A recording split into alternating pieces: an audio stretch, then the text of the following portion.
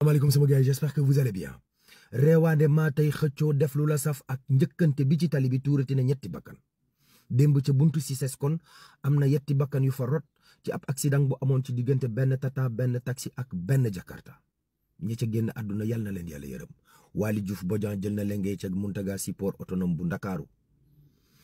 Petrosen nee nañ dinañ def seen kéemtalaay kàttan ba engrais bi ñëpp jot ci ki ñu dénk wàllu mbay mi ci jëwriñ ji nee na weddina waxi l'observateur ya te ñi ñu yoreel xaalis ak ñu yor jiwu wi dinañ leen delloo seen xaalis du 43 milliards waaye 19 milliards te lépp daan ko fay mbulañ say ñoo ne dañoo bëgg a dem gerew ndax woyofal bi ni méttee ci ñoom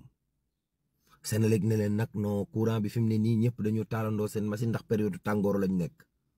jafe-jafe dina am foofa BRT bi dina tàmbaree daw suba ci àllarba ji enfin li ko dalee Géejawaay ba Petersen ku mu neex mën nga cee dugg dem say doxi say yitte ci àllarba ji waaw Amadou Ba yegg si gars yi bravo ko akay bu triomphal foofa ca aéroport wallaay kon ki nga xam ne moo di Moustapha Diakhaté nee na Mélenchon bi war a ñëw Sénégal tey kenn waru ko recevoir surtout président Diomaye ndax amalul njëriñ Sénégal Mamadou Sy Tounkara jàpp ne président Diomaye dem yi mu doon dem ci dëkk yi gox-goxaat yi nekk ci Afrique amalul njëriñ Sénégal moom président Diomaye ministre bu fi nekkoon dañ la doon fay diggante 1,5 million ba jàpp 2,8 millions loolu yëpp dagg na ko ndax nee na Sénégal attanut yooyu frais jafe-jafe am na foofa